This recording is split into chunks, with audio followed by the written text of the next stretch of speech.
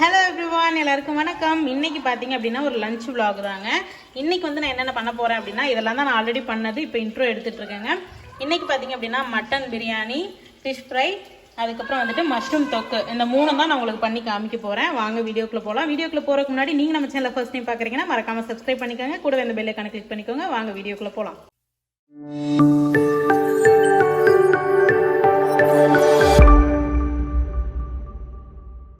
இப்போ பிரியாணி செய்ய ஆரம்பிச்சிடலாங்க. தேவையான எல்லா ஐட்டமும் எடுத்து வச்சுட்டேன், கட் பண்ணியும் வச்சுட்டேன். மஷ்ரூம் தொக்கு செய்யணும். அதுக்கு வந்துட்டு தக்காளி வெங்காயம் வதங்கும் போது கட் பண்ணிக்கலான்னு வாஷ் பண்ணி தண்ணிக்குள்ளே போட்டு வச்சுருக்கேன். அதே மாதிரி அரிசி பார்த்திங்கன்னா நான் வெங்காயத்தை வந்து வதக்க ஆரம்பிச்சதுக்கப்புறம் தான் நான் ஊற வைப்பேன். ரொம்ப நேரம் ஊற தேவையில்லை, இந்த டைம் போதும். ஸோ பிரியாணி தாளித்து விடும்போது இதை ஊற வச்சுக்கலாம். அதுக்கப்புறம் பாத்திரம் எடுத்து வச்சுட்டேன், பிரியாணி பாத்திரம். இந்த பக்கம் பார்த்தீங்கன்னா மீன் கொஞ்சம் வாங்கிட்டு வந்திருக்கோம். இப்போ இதை மேரினேட் பண்ணி வைக்கணும். அதுக்கப்புறம் பார்த்தீங்கன்னா மட்டனை வேக வைக்கணும். மட்டனை சைடில் குக்கரில் வேக வச்சிடலாம். ஏன்னா பேனில் வேக வச்சோன்னா ரொம்ப நேரம் ஆகும். ஸோ இப்போ ஒவ்வொன்றா ஸ்டார்ட் பண்ணிடலாம் வாங்க. மட்டன் பார்த்தீங்கன்னா 1/2 கிலோ எடுத்துருக்கேங்க. மஞ்சத்தூள் உப்பும் போட்டு வாஷ் பண்ணி வச்சுட்டேன். இப்போ வந்து இதை வேக வச்சிடலாம். சின்ன குக்கருக்கு மாற்றிக்கலாம். 1 டீஸ்பூன் இஞ்சி பூண்டு பேஸ்ட்டு, கொஞ்சமாக உப்பு, ஒரு 4 புதினா. இப்போ கொஞ்சமாக தண்ணி சேர்த்து வேக விட்டுடலாம். இந்த அளவுக்கு தண்ணி சேர்த்தா போதும், நிறைய தண்ணி சேர்க்க வேண்டாம். அதுக்கப்புறம் பார்த்தீங்கன்னா மஞ்சத்தூள் போட்டு தான் வாஷ் பண்ணியிருக்கேன், அதனால் நான் மஞ்சத்தூள் எதுவும் போடலை. 4லேருந்து 5 விசில் விட்டுடலாம். அந்த பக்கம் மட்டன் வந்துட்டு இருக்குங்க. இந்த பக்கம் பிரியாணி தாளித்து விட்டுடலாம். 2 டேபிள் ஸ்பூன் ஆயில், ஒரு 2 டேபிள் ஸ்பூன் நெய். ஃபுல்லாக நெய் ஊற்றினாலும் நல்லா இருக்காது, அதனால பாதி சேர்த்துக்கோங்க. ஆயில் நல்லா சூடாயிருச்சு. இப்போ வந்து ஒரு பே லீஃப் சேர்த்துக்கலாம். ஒரு 2 சின்ன துண்டு பட்டை, 2 ஏலக்காய், 6 கிராம்பு, ஒரு 1/2 டீஸ்பூன் சோம்பு சேர்த்துறேன். சோம்பு வந்து யூஸ்வலாக சேர்க்க மாட்டாங்க யூஸ்வல் பிரியாணியில். நான் வந்து எனக்கு சோம்பு ஃப்ளேவர் பிடிக்கும், அதனால நான் சேர்த்துறேன். 2 பச்சை மிளகாய், ஒரு 20 முந்திரி. இப்போ இது எல்லாத்தையும் நல்லா தாளிச்சுக்கலாம். அவ்வளோதாங்க, முந்திரி நல்லா செவந்துருச்சு, போதும். இப்போ வந்து நான் வந்து புதினா கொத்தமல்லி சேர்த்துக்க போகிறேன். ஒரு கையளவு புதினா, ஒரு கையளவு கொத்தமல்லி. இந்த மாதிரி எண்ணெயிலே போடும்போது ரொம்ப நல்லா இருக்கும். அதோட ஃப்ளேவர், புதினா கொத்தமல்லியோட மனம் வந்து பிரியாணியில் ரொம்ப நல்லா இருக்கும். ஸோ அதனால் இந்த மாதிரி சேர்த்துக்கிட்டேன். இப்போ தேவையான அளவு வெங்காயம் சேர்த்துக்கலாம். வெங்காயம் நல்லா கோல்டன் ப்ரௌன் ஆகணும், அந்த அளவுக்கு நல்லா வதக்கிக்கலாம். இப்போ கொத்தமல்லி புதினா போடும்போது அதில் கொஞ்சம் தண்ணி இருந்தது, அதனால் நல்லா தெரிச்சது இல்லையா, அதை அப்படியே கையோடையே துடைச்சிட்டோம்னா ஈஸியாக இருக்கும். இல்லைன்னா அதுக்கப்புறம் துடைக்கிறது கொஞ்சம் சிரமமாக இருக்கும். அதனால் முடிஞ்ச அளவு கையோடு துடைச்சிருவேன் நான். அவ்வளோதாங்க, வெங்காயம் நல்லா வதங்கிருச்சு. இந்த அளவுக்கு நல்லா வதங்கணும். நல்லா எண்ணெயிலே வதங்கிருச்சு. இப்போ வந்து இஞ்சி பூண்டு பேஸ்ட் சேர்த்துக்கலாம். இஞ்சி பூண்டு பேஸ்ட்டு ஒரு 2 டேபிள் ஸ்பூன் சேர்த்துக்கலாம். அவ்வளோதாங்க, இஞ்சி பூண்டு பேஸ்ட்டோட பச்சை வாசனை போயிடுச்சு. இப்போ தக்காளி சேர்த்துக்கலாம்.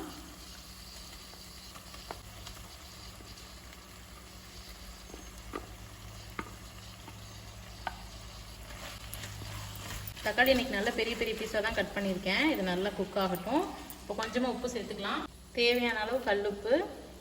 இப்போ ஜஸ்ட்டு மிக்ஸ் பண்ணி விட்டுட்டு மூடி போட்டு தக்காளியை வேக விட்டுறலாம்.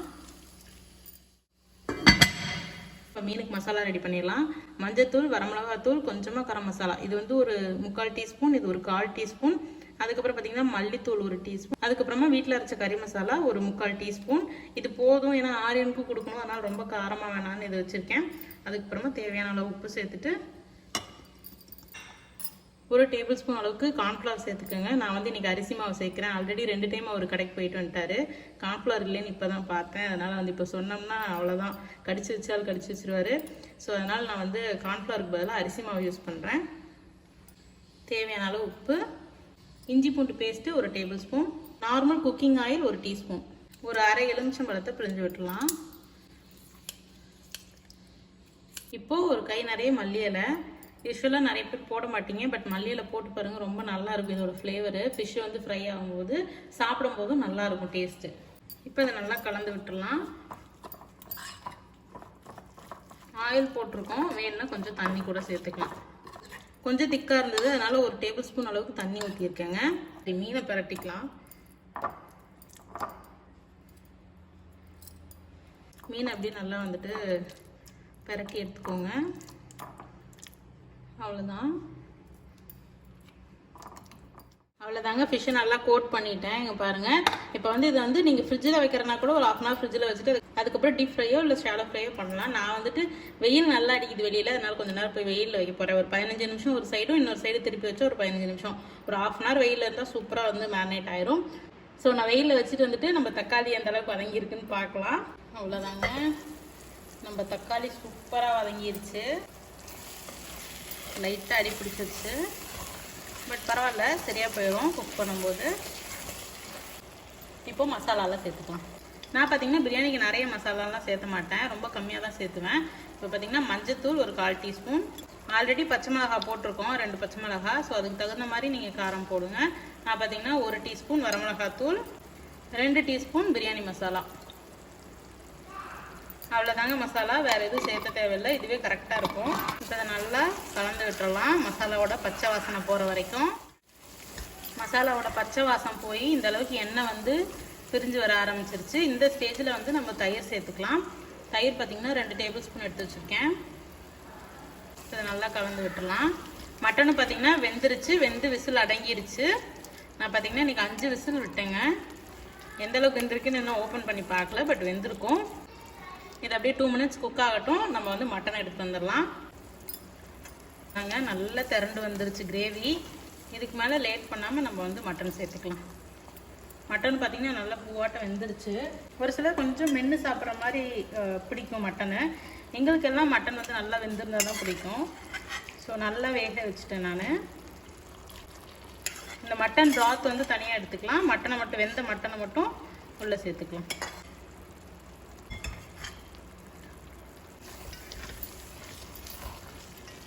நல்லா மணக்குது, கிச்சனே நல்ல வாசமாக இருக்குது. அவ்வளோதாங்க, நல்லா எல்லாத்தையும் கலந்து விட்டாச்சு. இப்போ அரிசி சேர்த்துக்கலாம். சைடில் பார்த்திங்கன்னா தண்ணி சூடு பண்ணிகிட்ருக்கேன், கெட்டலில் போட்டுட்டேன். இப்போ பார்த்திங்கன்னா அரிசி சேர்த்துக்கலாம். அரிசி வந்து நல்லா ஊறிடுச்சு, ரொம்ப வந்து கிளற வேண்டாம். ஜஸ்ட்டு ஒரு மிக்ஸ் பண்ணி ஒரு 2 நிமிஷம் அப்படியே இருக்கட்டும். அதுக்கப்புறமா தண்ணி சேர்த்துக்கலாம். அரிசி பார்த்திங்கன்னா இன்றைக்கி 2 டம்ளர் அரிசி இருக்குங்க. ஸோ அதனால் வந்து 3 டம்ளர் தண்ணி சேர்த்தணும். ஒரு டம்ளருக்கு 1.5 டம்ளர் கணக்கு. நான் வந்து இன்றைக்கி ஒரு 3/4 டம்ளர் சேர்த்து போகிறேன். கொஞ்சம் நல்லா வேகட்டும்.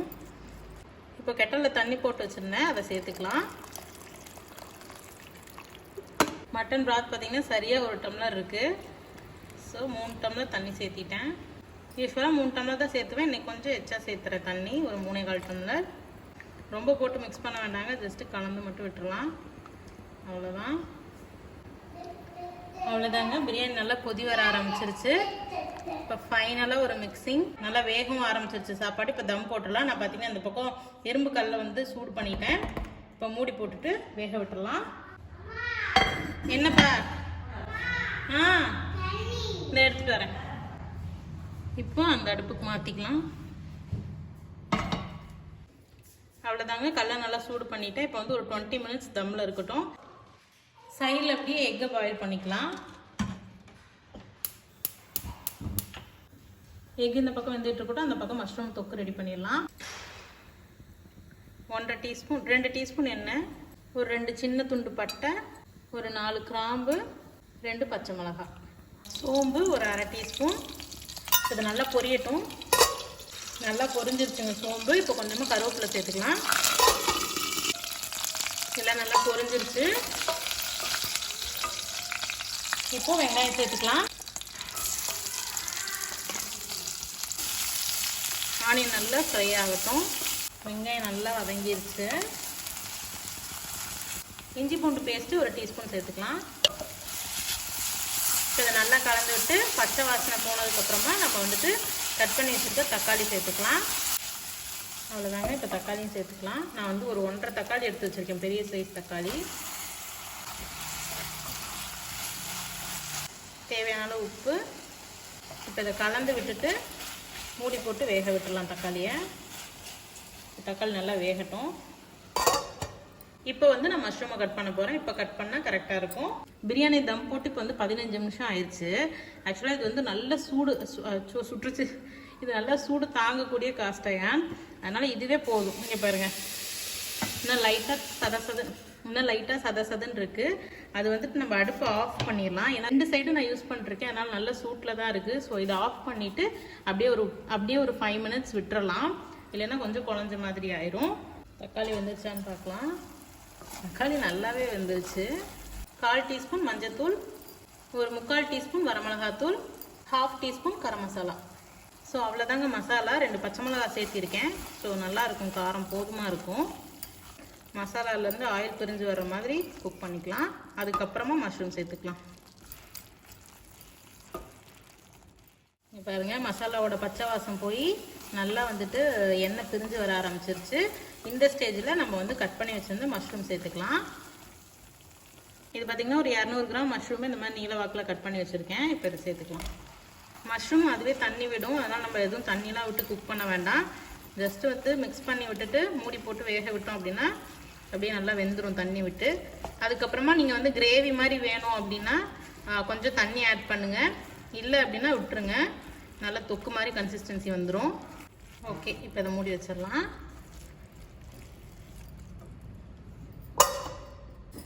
எக்கு பார்த்திங்கன்னா ஆல்மோஸ்ட் வெந்துருச்சுங்க. ஒரு 8 நிமிஷம் மீடியம் ஃப்ளேமில் குக் பண்ணேன். இப்போ 2 நிமிஷம் நல்லா ஹை ஃப்ளேமில் வச்சுட்டு நான் வந்து இறக்கி வைக்க போகிறேன். இறக்கி வச்சும் பார்த்திங்கன்னா ஒரு 2-3 நிமிஷம் அப்படியே விட்டுருங்க. தண்ணிலாம் மாற்றாதீங்க. ஒரு 2-3 நிமிஷத்துக்கு அப்புறமா நீங்கள் வந்துட்டு பச்சை தண்ணி மாற்றி வச்சுருங்க. பச்சை தண்ணி மாற்றி ஒரு 2-3 நிமிஷத்துக்கு அப்புறமா நீங்கள் வந்துட்டு உரிச்சிருங்க. மஷ்ரூம் பாருங்கள் நல்லா குக் ஆகிட்டுருக்கு. இது அப்படியே குக் ஆகட்டும். அதுக்குள்ளே வந்துட்டு பிரியாணி பாட்டை இறக்கி வச்சிடலாம். இப்போ பிரியாணி ஓப்பன் பண்ணி பார்த்துடலாம். பிரியாணி சூப்பராக குக் ஆயிடுச்சுங்க. இங்கே பாருங்கள், நல்லா ஹாட்டாக இருக்குது.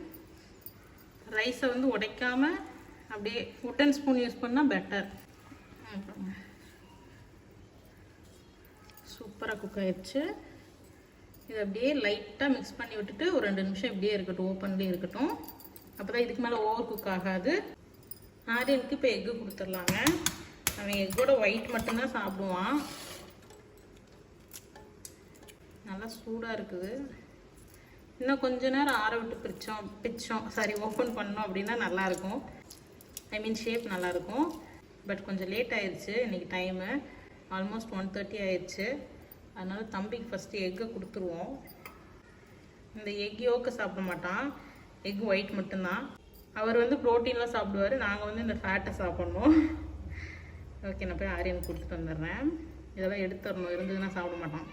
அவ்வளோதாங்க, கொஞ்சம் நேரம் ஆயிடுச்சு. இப்போ சாப்பாட்டை மாற்றிக்கலாம். எப்போவுமே காஸ்ட் அயனில் சமைச்சாலும் சரி, இந்த மாதிரி அயனில் சமைச்சாலும் சரி, நம்ம வந்து உடனே மாற்றிக்கிறது நல்லது. சாப்பாட்டை அதிலே வச்சு சர்வ் பண்ணக்கூடாதுன்னு சொல்லுவாங்க. அவ்வளோதாங்க, நம்ம மஷ்ரூம் ரெடி ஆயிடுச்சு. நான் எதுவுமே பண்ணல, இடையில ஒரே ஒரு டைம் கிளறி மட்டும்தான் விட்டேன். அவ்வளோதான். இது செய்கிறது ரொம்ப ஈஸி. இது பார்த்தீங்கன்னா சப்பாத்திக்கும் வந்து நீங்கள் சைடிஷாக வச்சுக்கலாம். இப்போ நான் பிரியாணிக்கு சைடிஷாக வைக்க போகிறேன். இட்லி தோசைக்கு, சாப்பாட்டுக்கு, வெறும் சாதத்துக்கு எல்லாத்துக்குமே இதை நீங்கள் சைடிஷாக வைக்கலாம். ரொம்ப நல்லாயிருக்கும். பாருங்கள், நல்லா வந்து எண்ணெய் பிரிஞ்சு வர ஆரம்பிச்சிருச்சு. மஷ்ரூம் நல்லா வெந்துருச்சு, நல்லா கரையிற ஸ்டேஜ் வந்துருச்சு. ஸோ போதும் இது. இப்போ வந்து மல்லி இலை போட்டுக்கலாம். நல்லா கலந்து விட்டுட்டு உப்பு காரம் செக் பண்ணிவிட்டு ஆஃப் பண்ணிடுங்க. எனக்கு கரெக்டாக இருக்குது உப்பு காரம்லாம், நான் செக் பண்ணிட்டேங்க. ஸோ நான் ஆஃப் பண்ண போகிறேன். அவ்வளோதாங்க, நம்மளோட லஞ்ச் இன்னைக்கு ரெடி. இப்போ சர்வ் பண்ணிடலாம். சமையல் வேலையெல்லாம் முடிஞ்சிருச்சுன்னு ஜாலியாக வந்து எல்லாத்தையும் எடுத்து வச்சுட்டு இருந்தாங்க. அப்புறம் தான் அந்த ஃபிஷ்ஷே ஞாபகம் வந்தது. எங்கள் ஊரில் எந்த அளவுக்கு வெயில் அடிக்குதுன்னு நீங்கள் இதை பார்த்தா தெரியும். மீன் வந்து வெந்துருச்சுன்னு நினைக்கிறேன். நம்ம அப்படியே எடுத்து சாப்பிட்லாம். என்னம்மா வெயில் அடிக்குதுங்க வெளியில். இப்போ மேலே நல்லா வெந்துருச்சு, கீழே வேகாமல் இருக்குதுன்னு நினைக்கிறேன். அதனால் எடுத்து போட்டு கீழே வேக வச்சிடலாம். அவ்வளோதாங்க, எண்ணெய் நல்லா சூடாயிடுச்சு. இப்போ வந்து மீனை போட்டுக்கலாம்.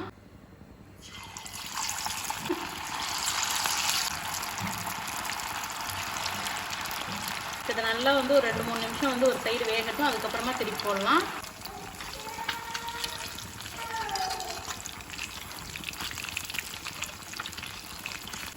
இந்த ஸ்கில்லட்டை யூஸ் பண்ணி ரொம்ப நாள் ஆகுது, இன்றைக்கி தான் யூஸ் பண்ணுறேன். எப்படி வருமோன்னு நினச்சேன், பரவாயில்ல, ஒட்டாமல் வந்துருச்சு.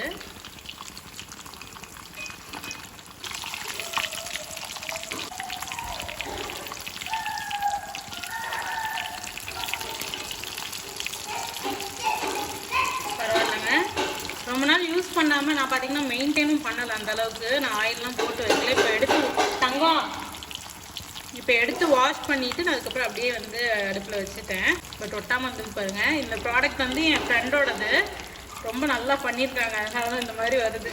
இந்த ஸ்கிலட்டோட லிங்க் வந்து நான் டிஸ்கிரிப்ஷனில் கொடுக்குறேங்க. இன்ஸ்டாகிராம் பேஜ் இருக்குது, உங்களுக்கு வெப்சைட்டும் இருக்குது, அதை செக் பண்ணி பாருங்கள். இது வந்து ரொம்ப நல்லா இருக்குது, ப்ளஸ் என் ஃப்ரெண்டோடது, அதனால நான் சொல்கிறேன். அவ்வளோதாங்க, ஃபிஷ் நல்லா ஃப்ரை ஆகிடுச்சு. சிம்மில் தான் வச்சுருக்கேன், அதனால் நல்லா சூடு இருக்குது. இதை எடுத்துட்டோம் அப்படின்னா நமக்கு வேலை முடிஞ்சுதுங்க. அடுப்பை மட்டும் ஒரு தொடச்சிட்டு கவுண்டர் டாப் அப்படியே தொடச்சி விட்டுட்டு நம்ம லஞ்ச் வந்து சர்வ் பண்ணிடலாம். அவ்வளோதாங்க, நம்மளோட லஞ்ச் வேலையெல்லாம் முடிஞ்சிருச்சு. இன்றைக்கி ஸ்பெஷல், சண்டே ஸ்பெஷல் பார்த்திங்க அப்படின்னா மட்டன் பிரியாணி, மஷ்ரூம் தொக்கு, அதுக்கப்புறம் நம்மளோட ஆனியன் ரைத்தா, எக்கு பார்த்திங்கன்னா ஏன் இந்த நிலமையில் இருக்குன்னு கேட்காதீங்க. சுட சுட இருந்தது, நான் வந்து அவசரமாக வந்துட்டு ஷெல்லை ரிமூவ் பண்ணேன், அதனால் இந்த மாதிரி ஆயிடுச்சு. அதுக்கப்புறம் நம்மளோட மீன் வறுவல். இங்கே பாருங்கள், இதில் வந்து கடை மசாலா எதுவும் இல்லை, அந்தளவுக்கு எந்த மசாலாவும் இல்லை, பட் எவ்வளோ நல்லா வந்திருக்குன்னு. ஸோ நீங்கள் இந்த மாதிரி ட்ரை பண்ணி பாருங்கள், எப்படி இருக்குன்னு சொல்லுங்கள் கீழே கமெண்ட்ஸில். ஓகே காய்ஸ், இதை தான் உங்களோட ஷேர் பண்ணிக்கணும்னு நினச்சேன். இந்த வீடியோ பிடிச்சிருந்ததுன்னா மறக்காமல் நம்ம சேனலை சப்ஸ்கிரைப் பண்ணிக்கோங்க, கூட இந்த பெல் ஐக்கானை கிளிக் பண்ணிக்கோங்க. உங்கள் எல்லாரும் இன்னொரு இன்ட்ரெஸ்டிங்கான வீடியோவில் சந்திக்கிறேன். until then, bye bye, take care, bye bye.